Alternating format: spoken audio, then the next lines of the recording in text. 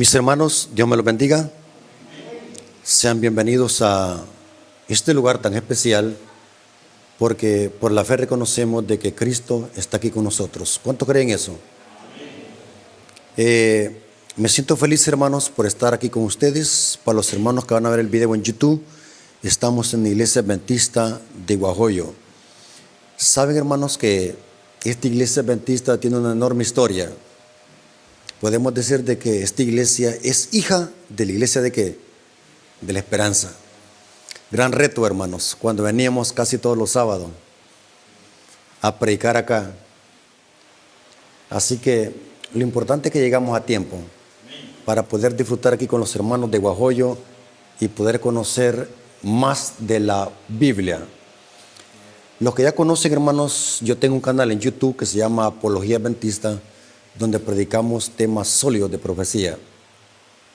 Los que ya me conocen saben de que me gusta mucho la profecía.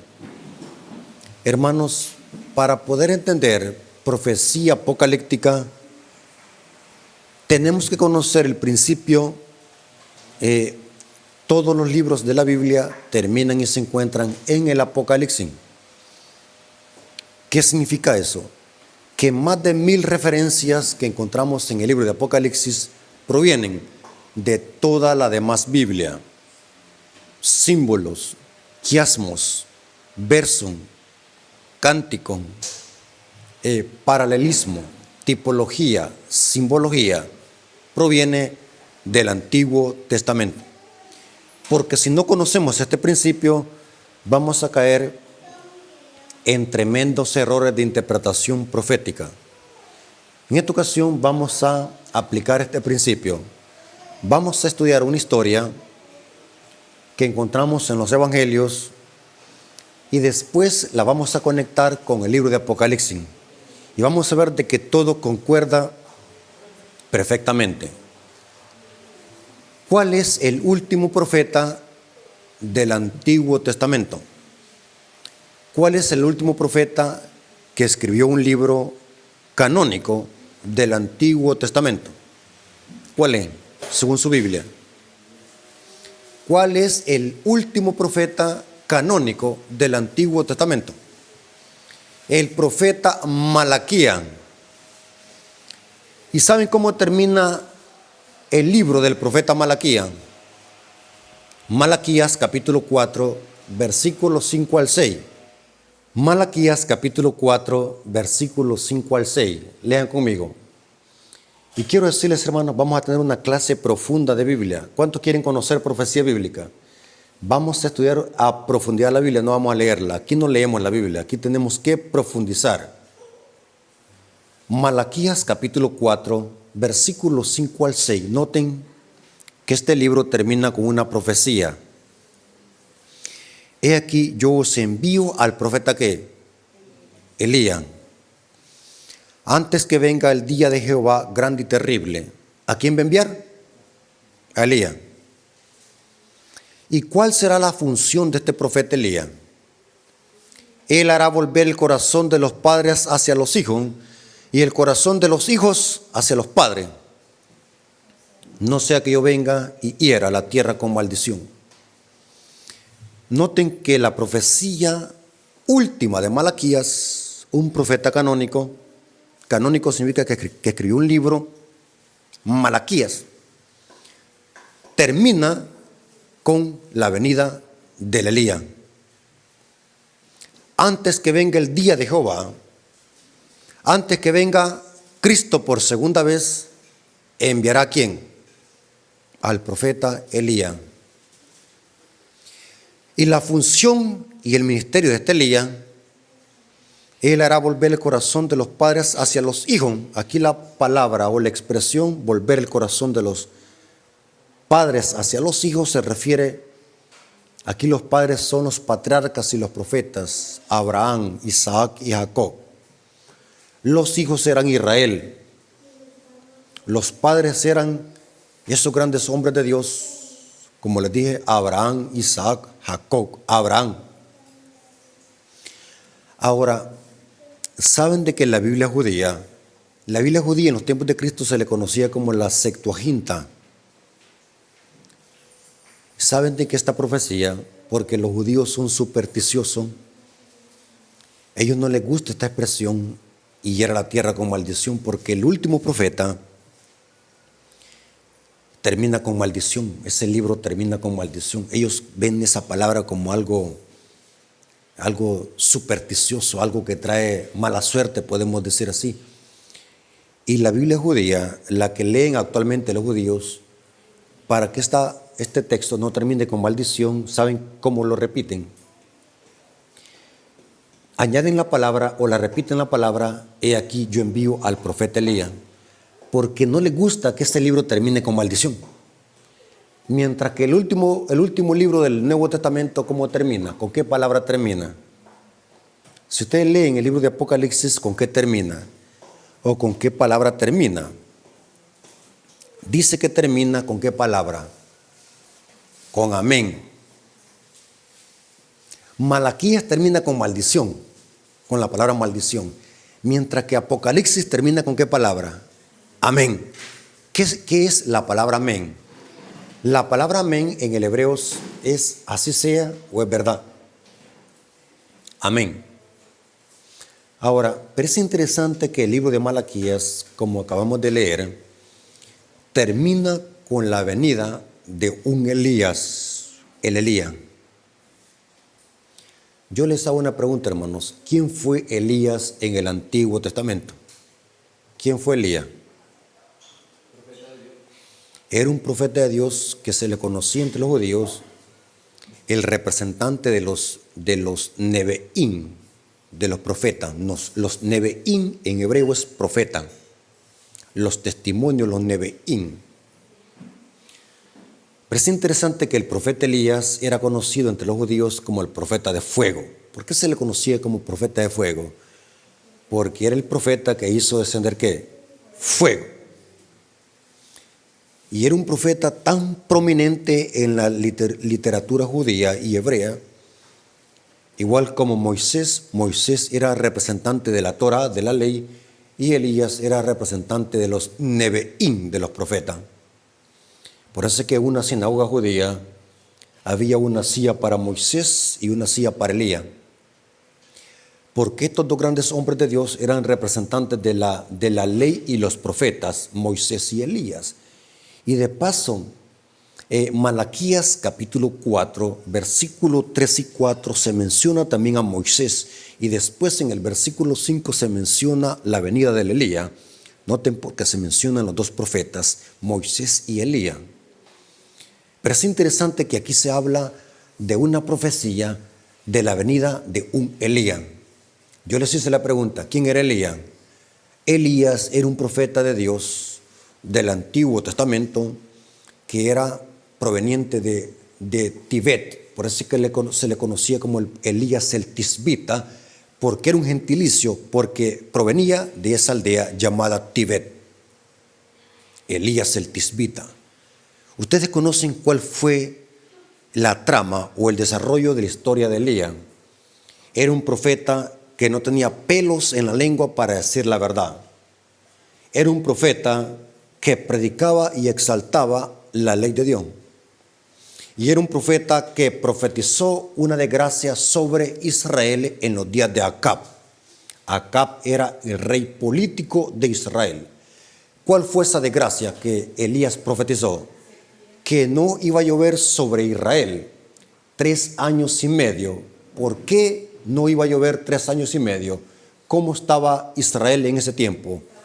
En apostasía, adorando a quienes, a los Baales. Y en los tiempos de Elías, el diablo levantó una triple alianza. ¿Quiénes fueron? El rey Acab, una prostituta llamada Jezabel y a los falsos profetas de ¿qué? De Baal. ¿Para qué el diablo los levantó? Porque se unieron para volarle la cabeza ¿a quién?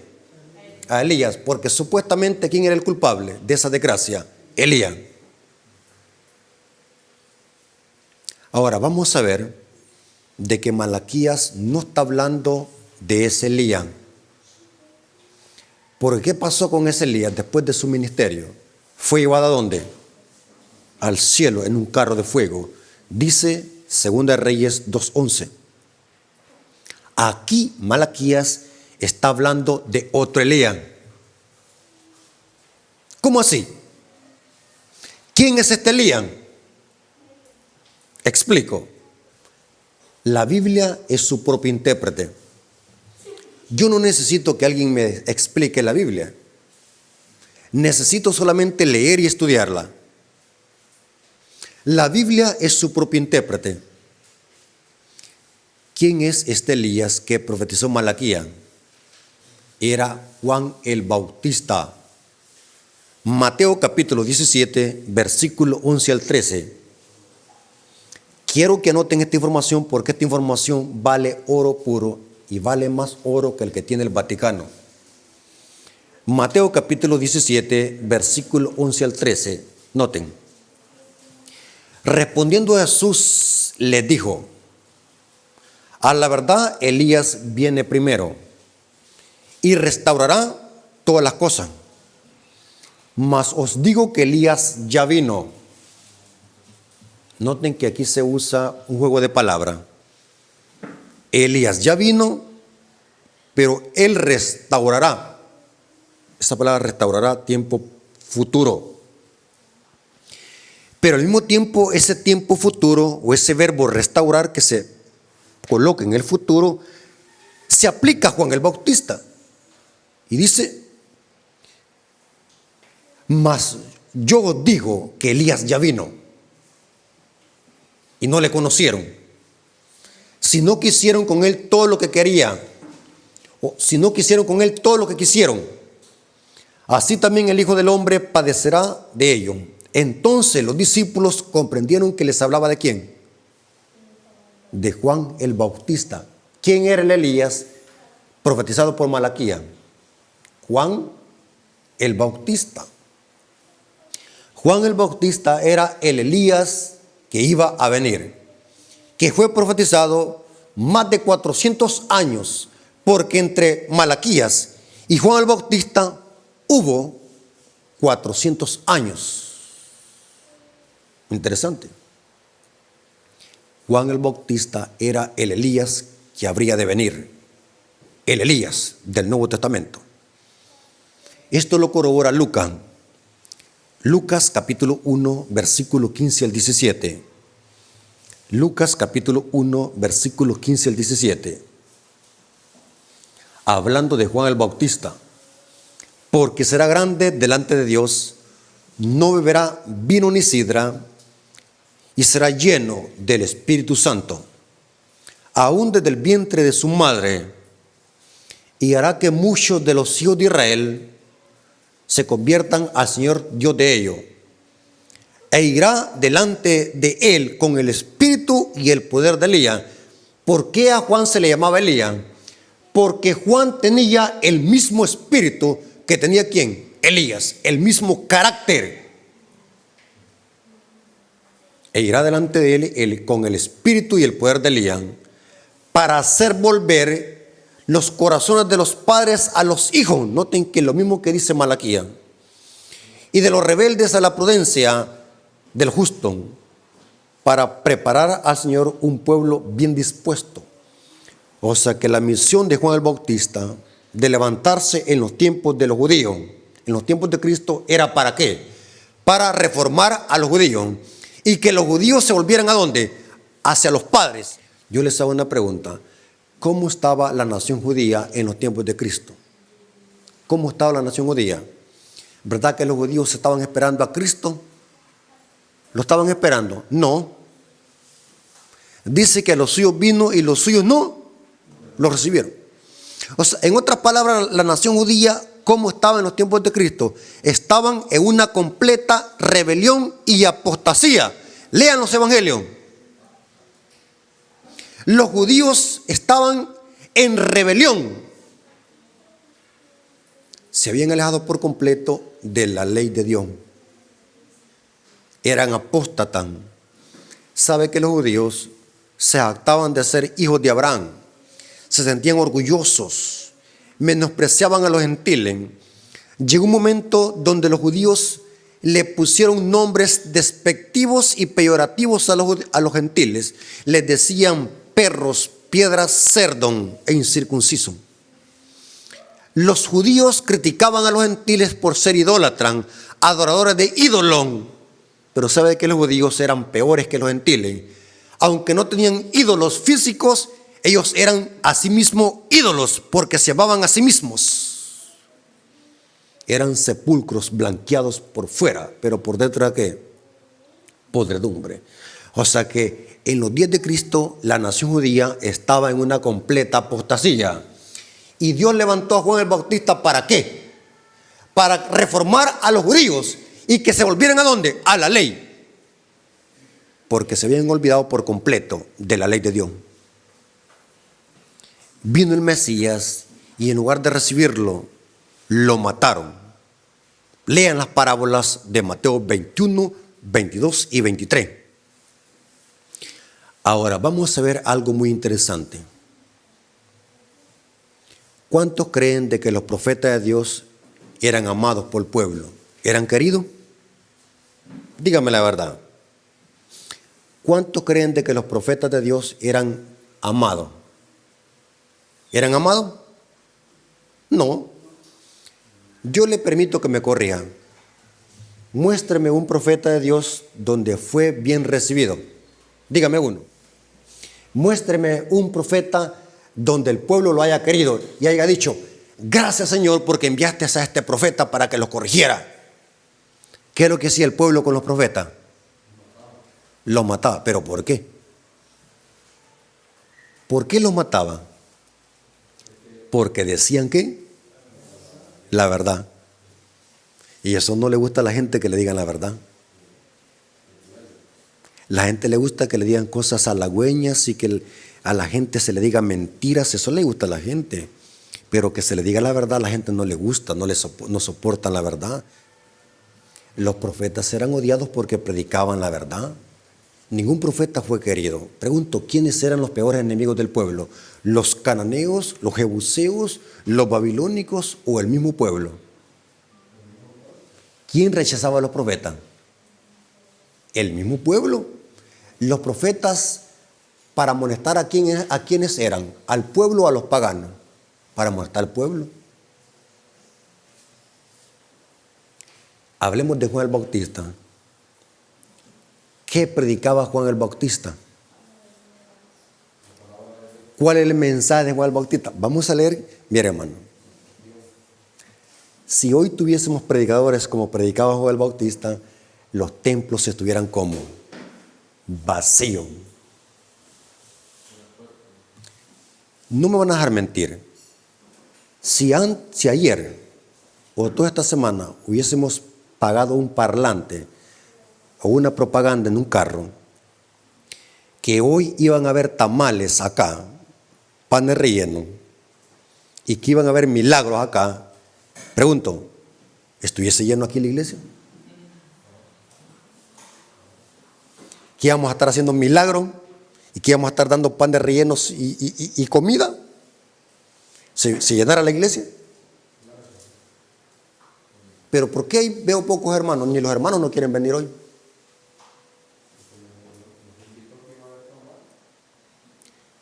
Vamos a ver qué método cómo predicaba Juan el Bautista. Bueno, leamos. Saben de que me gusta hacer los temas textualmente para que lean lo que dice la Biblia, no lo que digo yo. Simplemente yo estoy repitiendo lo que dice la Biblia.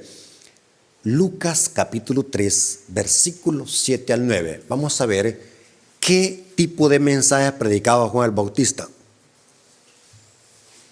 Y no se parece en nada al tipo de predicadores que existen hoy. Lo siento mucho. Pero la mayoría de predicadores, ¿qué es lo que buscan? Caer bien con la gente, que la gente los alabe. ¿Por qué es lo que buscan? Cuanto más gente hay más ingresos que de billuyo, de money. ¿Sí? Pero Juan el Bautista no le interesaba el money, le interesaba las almas. Y por eso predicaba, mire de qué manera predicaba. Lucas capítulo 3, versículos 7 al 9. Y decía la multitud que salían para ser bautizados por él: hermano, eres un buen siervo, eres un buen campeón. ¿Qué les decía? Hermano, tú eres lo mejor de la iglesia. Algo extraño este tipo de predicación, va.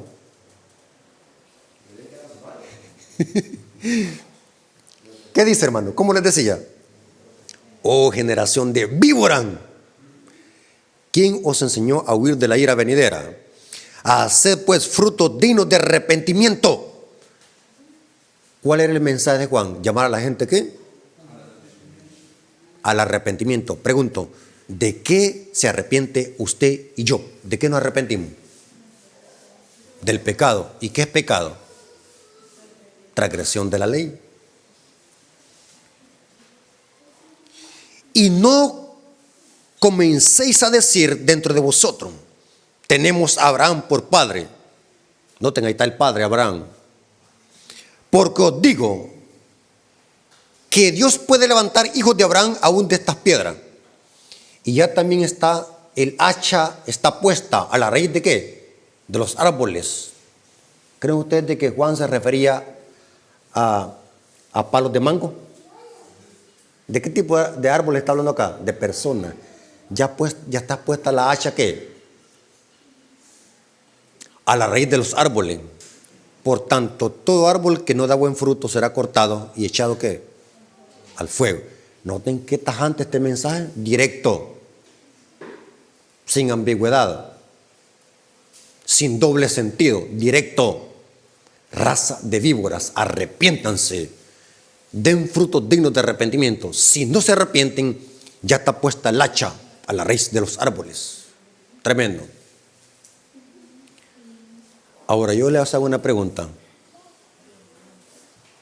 ¿Creen ustedes de que el diablo estaba contento con la predicación de Juan?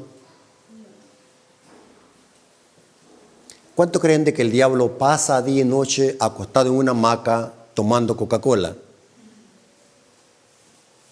y viendo películas de Netflix? ¿Creen ustedes de que el diablo se iba a quedar con los brazos cruzados, ver de que Dios levantó un profeta que estaba reformando a la nación judía? ¿O creen ustedes de que el diablo haría algo para callarlo?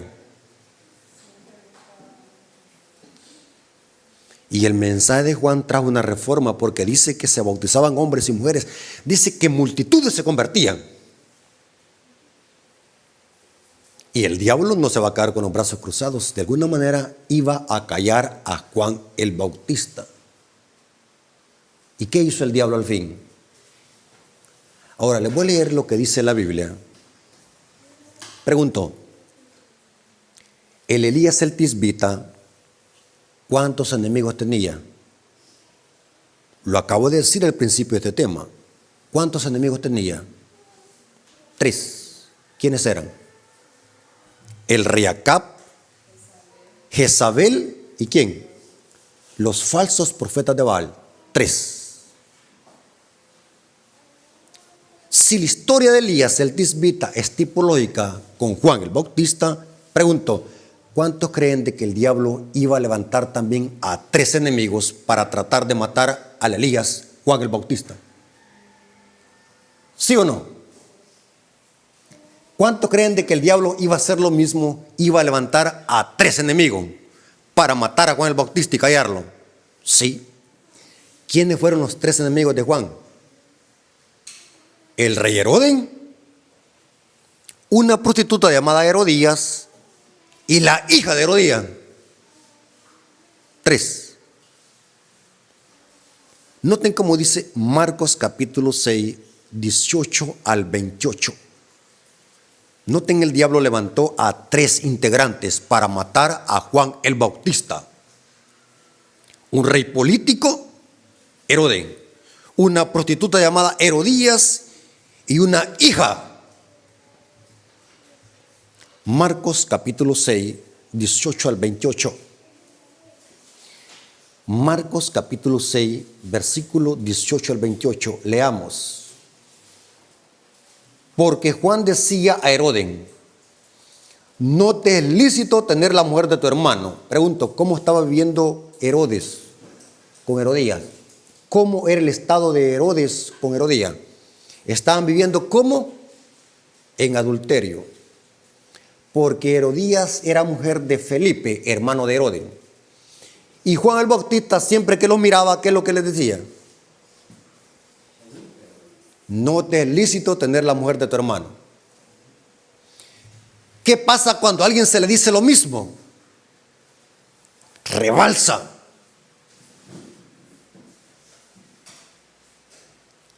Y noten qué es lo que pasaba. Pero Herodías, ¿quién era Herodías? La prostituta, era una mujer, mire. Y noten, Herodías lo acechaba y deseaba darle un premio. Mire qué bonito que esta mujer quería tanto a Juan el Bautista que lo buscaba para darle un regalo de Navidad. No sabemos si quería darle una corbata o un pantalón o una camisa o algún pastel, no sabemos, pero aquí dice que lo andaba buscando para darle un regalo.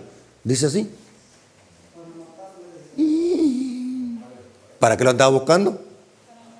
Para matarle, y lo acechaba. ¿Qué es acechar? Andar aquí, ve. ¿Cómo le llamaba? En la guerrilla, ¿cómo se le llamaba cuando alguien andaba buscando a alguien para darle un tiro? ¿Cómo?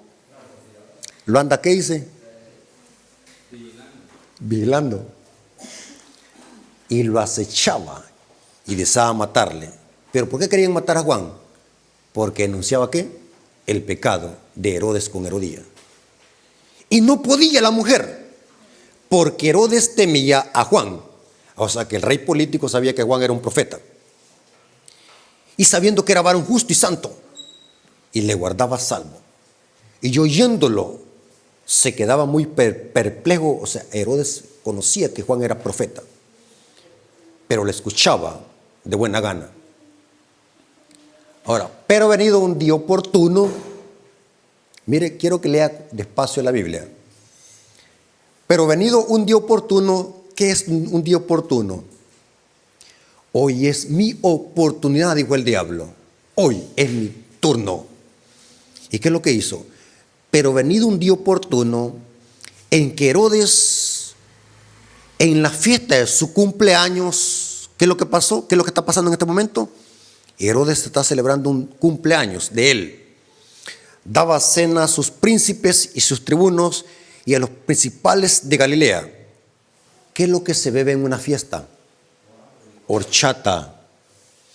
¿Verdad que se toma horchata de morro? Hermanos, ¿saben que ya me dio ganas, así con esta gran calor que está haciendo acá, ya me dieron ganas de tomarme un vaso de horchata? Con arroz y morro. Allá en San Vicente venden una horchata riquísima, que yo no me pierdo todos los días de tomar horchata. La hace tan buena la señora que no se imagina cómo que le queda. Tremendo. Pero lo que se bebe en una fiesta, los paganos en el Antiguo Testamento, los reyes, ¿saben qué bebían? Vino, guaro, chaparro, cerveza, torito. O sea que técnicamente, ¿cómo estaba Herodes? Patudo. ¿Cómo le llamaba? ¿Qué significa la palabra patudo?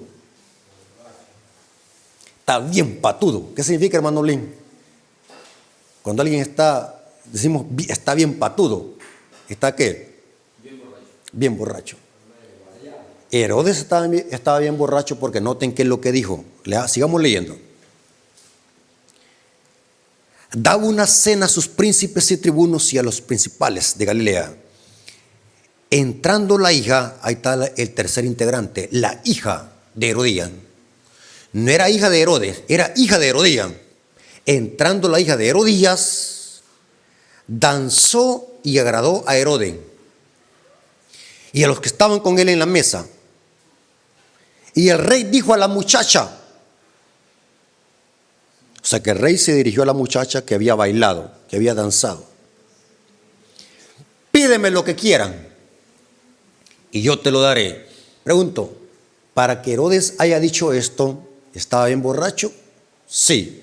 No estaba en su sano juicio. Estaba borracho porque noten, pídeme lo que quiera y yo te lo daré. Esto indica que estaba bien borracho. Pero noten qué es lo que hizo la hija. La hija no pidió algo al instante. La hija no le dijo a Herodes: quiero ser rico, quiero ser rica, quiero $1,000,000,000. Dice que la hija hizo algo. La hija fue a consultarle primero ¿a quién? A la mamá. ¿Quién mandaba aquí? ¿Quién era la que tenía la batuta? ¿Quién era la que dominaba al rey y a la hija? La prostituta, Herodías. Dice que la hija fue a preguntarle, mami, dice el rey, no dice mi papá porque no era papá, dice el rey que él me dará lo que yo quiera. Pero yo vengo a consultarte y a pedirte una opción. ¿Y qué dijo Herodías? Pregunto, ¿quién estaba detrás de esta mujer? El diablo. ¿Quién quería matar a Juan el Bautista? El diablo. ¿Y a quién usó? A una prostituta. Pídele la cabeza de Juan el Bautista. La hija regresa donde el rey y le dice, rey, quiero la cabeza de Juan el Bautista. Pero ¿quién había dado esa orden? La prostituta. Y dice la historia, pueden leer ustedes más adelante, que el rey cuando escuchó eso se sintió impactado y quedó atónito porque sabía que Juan era ¿qué? Profeta. Pero dice allí, y esto lo corrobora el Espíritu Profecía, de que Juan estaba en la cárcel y Herodes no se podía retractar porque ahí había mucha gente, habían príncipes en esa fiesta, había un montón de gente sentada a la mesa. Y el rey Herodes sintió como vergüenza y temor retractarse de lo que había dicho, porque él había dicho, pídeme lo que quieras y yo te lo daré, si es posible, la mitad de mi reino. Por eso que Cristo dijo a los discípulos, guárdense de la levadura de Herodes, que es la hipocresía. Se refería a este Herodes porque habían 3 Herodes en Galilea, pero la Biblia habla de este Herodes cuando Cristo dijo, cuídense de la levadura de Herodes, porque se refiere a este Herodes, porque este Herodes sabía que Juan era justo, pero por quedar bien con la gente prefirió mejor matar al profeta. ¿Conocen ustedes, hermanos en la iglesia, que mejor prefieren defender el error por intereses personales o por no perder un puesto en la iglesia o por no perder un privilegio? Es la levadura de Herodes. Hay hermanos que venden la verdad por un plato de lentejas. Herodes, al verse acorralado, dijo, ¿saben de qué? Dice el Espíritu de Profecía, si Herodes se hubiese mantenido firme, no, eso no te lo puedo dar, no hubiesen matado al profeta. Pero Herodes prefirió mejor quedar bien con la gente y no con Dios. Y dice la historia que Herodes le dijo a un soldado, ve a la cárcel, córtale la cabeza a Juan el Bautista y tráele en un plato. Dice el Espíritu de Profecía en el deseo de toda la gente que la escena que se vio allí se sintió una escena demoníaca. Se hicieron presentes todos los demonios en esa reunión, celebrando los demonios que le habían cortado la cabeza al profeta. Dice que fue satánico. ¿Se imaginan, hermanos, esa escena macabra que de repente lleven la cabeza de un profeta de Dios? Fue terrible, hermanos. Lean el libro de Deseo a toda la gente. Ahí se hicieron presentes todos los demonios, gozándose. Supuestamente el diablo dijo, calla el profeta, ya no va a predicar esto, ya no va a predicar de la ley, ya no va a predicar de arrepentimiento de pecado, ya no va a ganar almas para Cristo, lo callé. Pero saben, hermanos, que a Dios nadie le puede ganar. Sabe de que el diablo sabe, y eso lo conoce bien el diablo, que cuanto más hijos de Dios mueren, más se convierten al evangelio. Cuando un hijo de Dios muere por la verdad, eso es testimonio para que otros se conviertan. El evangelio nadie lo puede tener. Pregunto, hermanos, ¿Será que el diablo, con haber matado a Juan el Bautista, cayó el evangelio? ¿Se cayó la verdad? No. Mire cuántos estamos hoy que conocemos la verdad. Y eso fue hace más de 2000 años. La verdad nadie la puede detener. El evangelio sigue predicándose. El diablo durante la Inquisición romana usó a la Iglesia Católica para matar más de 35,000 cristianos durante la Inquisición romana. ¿Hizo eso que terminara el evangelio? No. El diablo decapitó a Pablo usando a Nerón. ¿Hizo que eso terminara el evangelio? No. Ahora, aquí viene lo interesante. Saben de que la profecía de Malaquías tiene doble cumplimiento. Porque dice la profecía: he aquí yo envío al profeta Elías antes que venga el día grande de Jehová. Pregunto, ¿Cristo ya vino? No. Significa que esta profecía falta que se cumpla por completo. Significa que antes de la venida de Cristo, Dios va a levantar a otro Elías. Porque Cristo no ha venido todavía. Significa que la profecía de Malaquías está en proceso de cumplirse. Inclusive dice, y Él restaurará, tiempo futuro. ¿Dónde esperamos encontrar el tercer Elías? ¿Dónde lo empezamos a encontrar? Voy a irme a buscarlo al libro de Mantilla o al silabario. Voy a ir a buscarlo al catecismo. ¿A dónde tenemos que buscar el tercer Elías? En el libro de Apocalipsis.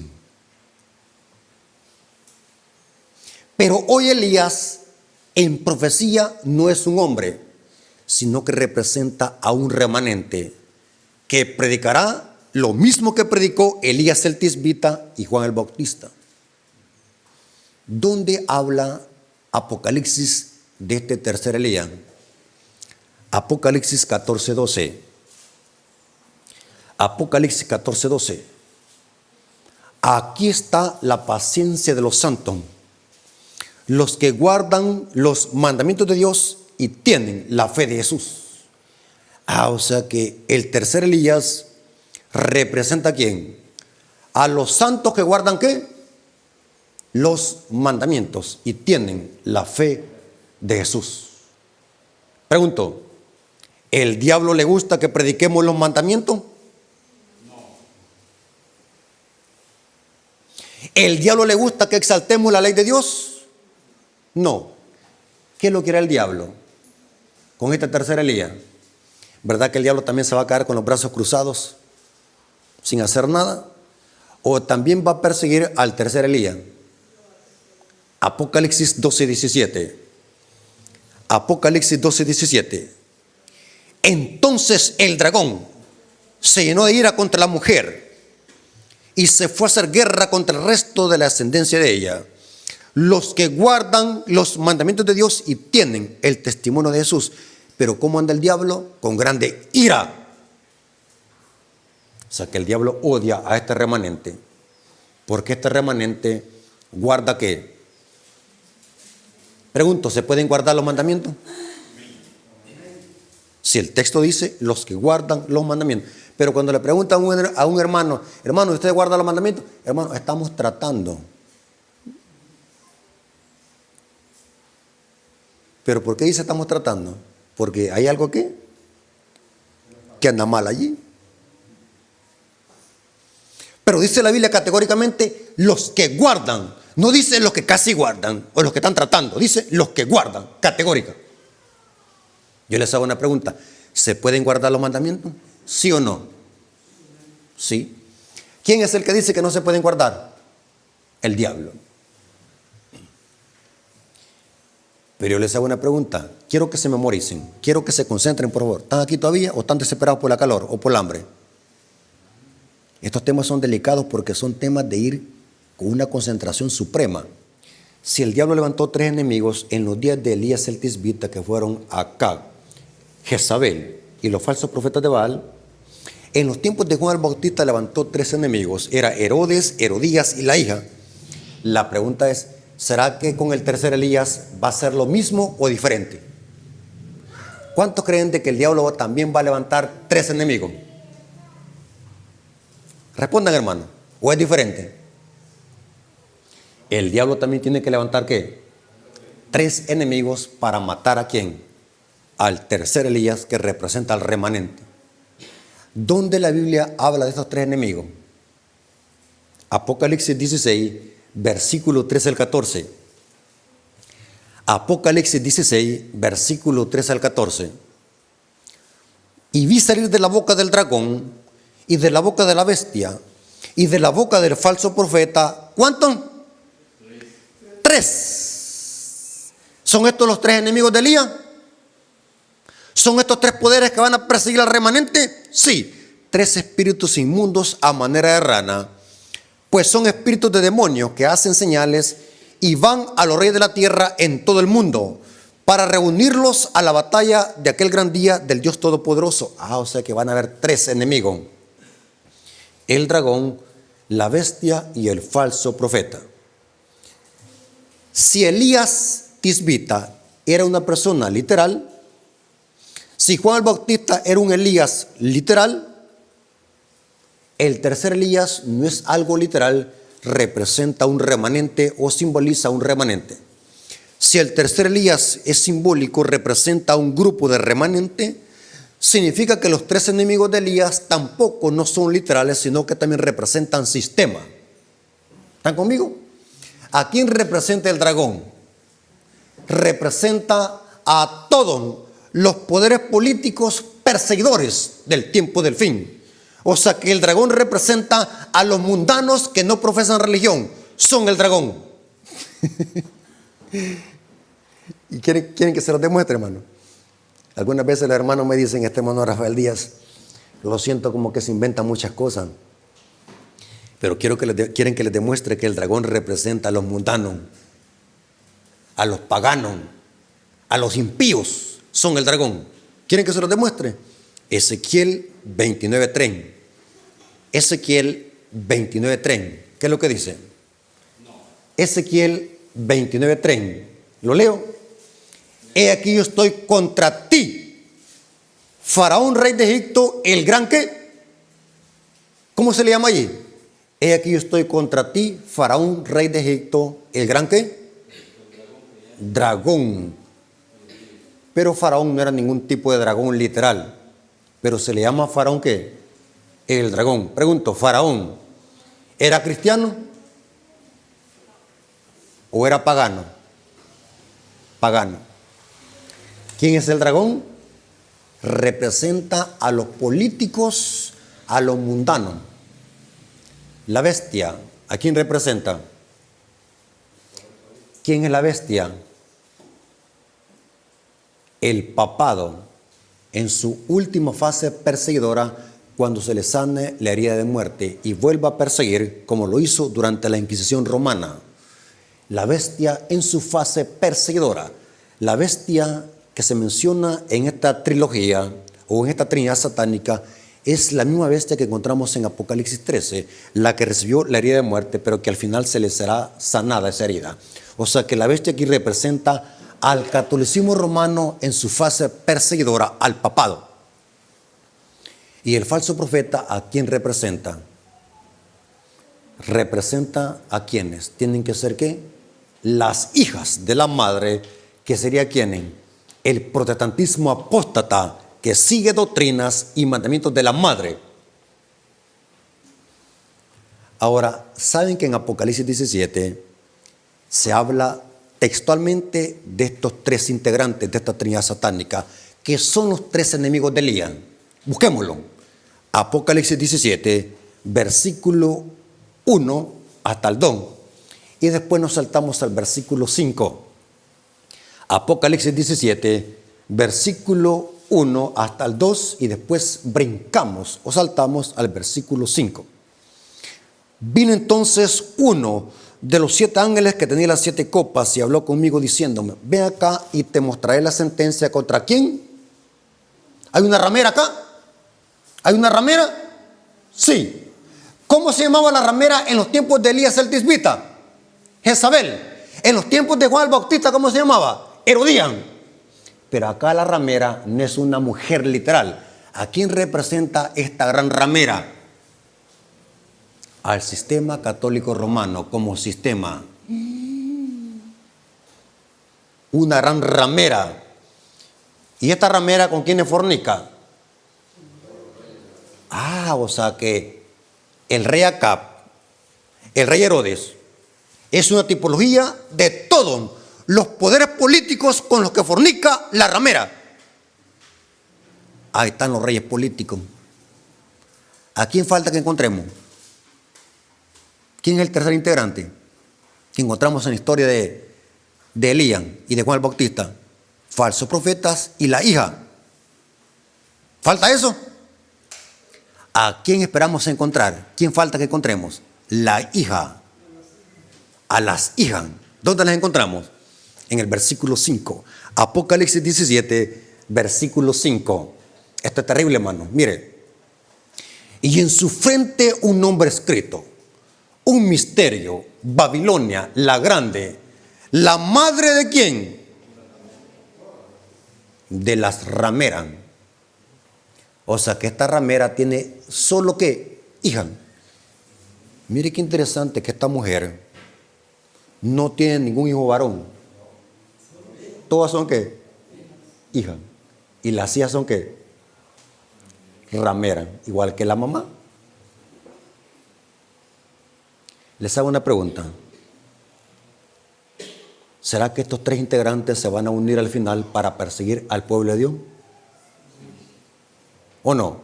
¿O verdad que van a dejar quieto al tercer Elías? Prediquen tranquilo, no hay problema, prediquen de la ley de Dios, prediquen del sábado, prediquen tranquilo, no les va a pasar nada. ¿Será que va a pasar eso al final? ¿O será que el diablo también va a perseguir al pueblo? ¿Por qué el diablo va a perseguir al tercer Elías? Por el mensaje que predica. ¿Cuáles son los mensajes? De los tres ángeles. ¿Y en los mensajes de los tres ángeles va incluido el sábado y la ley de Dios? Sí. Ahora, para terminar, ¿saben de que Apocalipsis 14:12 dice, aquí está la paciencia de los santos? Esa palabra paciencia no es estar en una silla sentado esperando que lo llame el doctor para pasar consulta. La palabra paciencia allí no es eso, estar sentado en una silla esperando a alguien. La palabra paciencia aquí es del griego hupoponé. Repita, el hupoponé. ¿Sabe qué es hupoponé? ¿Quiere que le diga qué es hupoponé?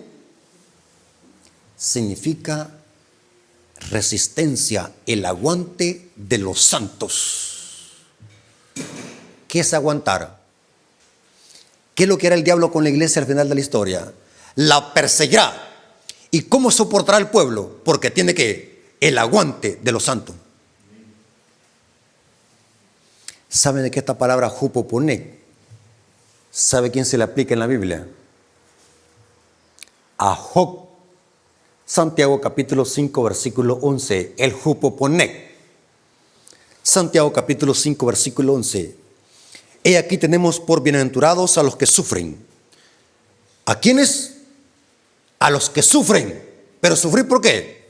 A los que sufren por Cristo, por la verdad. He aquí tenemos por bienaventurados a los que sufren. ¿Habéis oído de la paciencia de Job? ¿De qué? Hupoponé de Job. Job tenía el hupoponé. ¿Qué significa hupoponé? El aguante, la resistencia. Y habéis visto el fin del Señor, que el Señor es muy misericordioso y compasivo. Pregunto, ¿qué es lo que hizo el diablo con Job? ¿Qué es lo que hizo el diablo con Job? ¿Por qué el diablo odiaba a Job? ¿Qué dice el capítulo 1 de Job? Porque era varón justo y perfecto. Pregunto, ¿Job guardaba los mandamientos? Job era justo y perfecto. ¿Y qué es la ley según Pablo? De la manera que la ley es la verdad santa, justa y buena. O sea que si Job era justo, es porque guardaba la ley que es santa y justa. ¿El diablo se quedó con los brazos cruzados? Mire qué bonito Job. Era un gran, hacía los cultos matutinos, ofrecía sacrificios por sus hijos porque tenía hijos corruptos, porque dice que los hijos estaban en una fiesta. Pero Job era que temeroso de Dios. Pero el diablo no se quedó tranquilo. ¿Qué es lo que hizo el diablo con Job? Primero le atacó ¿qué? A la familia, le mató todos los hijos. ¿Y qué dijo Job? Ya no le sirvo a Dios, ya no voy a ir a la iglesia. Mire, me mató a los hijos. Mejor me voy al mundo a chupar guaro. ¿Hizo eso Job? Se mantuvo más fiel, más furioso el diablo. ¿Qué es lo que hizo el diablo? Le mata ahora todo el ganado. Después de ser rico se quedó sin un centavo. ¿Qué pasará si en este momento le dicen a usted, le mataron a toda su familia y le mataron su ganado y su casa se incendió, quedó sin nada? ¿Qué hará usted? ¿Se va a alejar de Dios o se va a enamorar más de Dios? Así como estamos nosotros, que estamos como que si fuésemos una pelota de hielo, tibio, frío. ¿Qué pasará si nos pasara eso a nosotros? ¿Qué pasará si nos pasaran eso a nosotros? Yo creo que así como estamos de débiles espiritualmente, nos matamos, nos colgamos. Pero ¿qué es lo que hizo Job? Más fiel. ¿Y qué es lo que hizo el diablo después? Hace que la misma esposa se le vuelque encima. ¿Saben que la Biblia dice, no confíes ni la que duerme qué? A tu lado? El diablo usó a la propia mujer de Job. ¿Y qué es lo que dijo la mujer de Job? En lugar de animarlo y decirle, soporta, aférrate a Dios, ¿qué es lo que hizo la mujer de Job? Maldice a Dios y muérete. Mire el impía lo que estaba diciendo. Mire, hay que tener cuidado con las mujeres, hermano. Hay mujeres que yo les he escuchado que dicen ahí en el mercado, yo soy más que el diablo. El puro diablo las mujeres. Se le mete más el diablo a las mujeres que a los hombres. ¿A quién se le metió primero el diablo en el Edén? A la mujer. O sea, hay mujeres que si dicen, yo soy el vivo diablo, cuando están enojadas, yo soy el puro diablo. Hay que tener cuidado con las mujeres, hermano. Son el diablo. Cuando se enojan son endemoniadas. Maldice a Dios y muérete. ¿Y qué es lo que dijo Job? Es verdad lo que decían. Me voy a desertar de la iglesia. Me voy a ir a la cantina ya de las tejas blancas. Dice que Job, como le dijo a la mujer, has hablado como hablan todas las mujeres tontas, fatuas. Tremendo. Dice el hebreo dice, esa palabra es barak, maldice a Dios y muérete. La Reina Valera 60 traduce mal esa palabra barak. En el hebreo dice, bendice a Dios y muérete, no dice maldice a Dios y muérete, porque es barak. Es la misma palabra que se usa en Génesis 2 cuando dice, y Dios bendijo el sábado, barak. Pero ¿por qué los teólogos en lugar de traducir bendice, traducen maldice? Porque en la forma que se dijo era un sarcasmo, era algo irónico. Es como decirle a alguien, aunque la palabra era barak, pero con la forma que se dijo es como decirle maldice a Dios y muérete. ¿Y qué es lo que hizo el diablo hasta el fin? Al fin con Job. Inclusive dice la Biblia, mire, la prueba de Job es una tipología de lo que va a pasar al remanente. Mire, hermano, estos temas son importantes para que la iglesia reflexione. Escuchen. Dice el libro de Job que amigos que estaban lejos de Job, que vivían en otras tierras, vinieron a consolar a Job. Vinieron a consolarlo, pero por un tiempo lo consolaron, pero por un tiempo después le volvieron la espalda a Job y lo empezaron a acusar sus propios amigos. Ahora sus propios amigos se ponen en contra de Job. Dice que los amigos de Job le están diciendo, tú estás así porque tienes algún pecado. Estás pagando. En lugar de animarlo, hoy los propios amigos se vuelcan en contra de Job. Pregunto, ¿será que al final de la historia, por serle fiel a Dios, se nos van a volcar encima nuestros propios familiares y amigos? ¿Qué dice Mateo 24? Seréis aborrecidos por todas las gentes, y los enemigos del hombre serán los de ¿qué? Su propia casa. ¿Y qué es lo que hizo el diablo al final con Job? Al ver de que Job no se podía mover, no se podía mover de su fe, quiero decir, le puso una ¿qué? Sarna maligna, que llegó un momento donde su cuerpo le salía pus y hería y le picaba, que se rascaba ¿con qué? Con un tiesto. Entre más se rascaba, más sangre con pus le salía. No podía dormir por ese dolor. ¿Y qué es lo que hizo Job? No pecó con sus labios. ¿Y qué es lo que hizo Dios con Job al final? Por haber soportado, Dios le multiplicó todo al final. Pero la pregunta del millón es, ¿por qué Job pudo soportar? Porque Job tenía el jupoponec, el aguante de los santos. ¿Creen ustedes, hermanos, que tenemos nosotros el carácter de Job? ¿Creen ustedes de que si nos pasa algo, si Dios permite que nos pase algo, será que eso va a servir para glorificar a Dios o va a servir para que nos retractemos y nos alejemos de Dios? Así como estamos hoy en la iglesia, solo escuchen, hermanos, hoy que estamos en tiempo de paz, que a nadie lo andan persiguiendo por congregarse, aún así no los congregamos.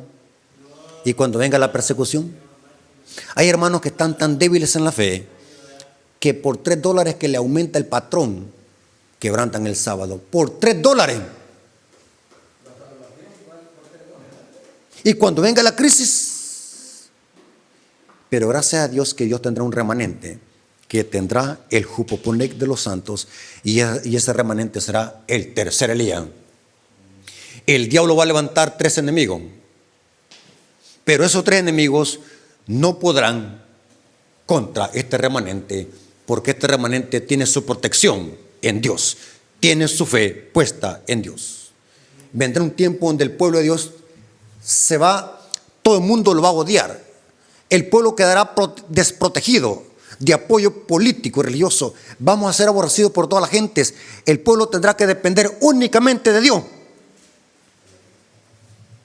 Cuando venga la crisis final, aunque usted no lo crea, esto se va a llegar a cumplir, porque la historia así lo dice y la profecía así lo dice. Que Dios tenga misericordia en nosotros y que nos pueda dar fortaleza para obtener el carácter de Elías y poder estar firme cuando esto suceda. Dios me los bendiga y que la honra y la gloria haya sido para nuestro Dios. Amén.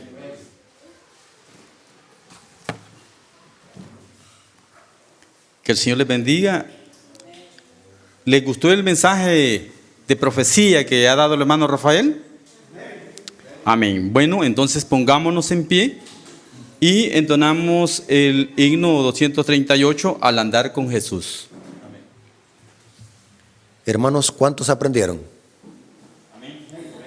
Estos temas son sólidos que solamente la iglesia adventista los predica. Estos temas no los va a encontrar en otra iglesia, ni los conocen ni saben qué es esto.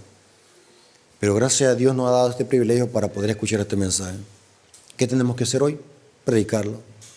Es un privilegio, hermanos, ser adventista el 7º día, pero también es una obligación, también es un compromiso, porque si callamos este mensaje, vamos a ser culpables de que muchas almas se pierdan. Dios ha puesto a la iglesia adventista en este mundo para que predique los mensajes de los 3 ángeles.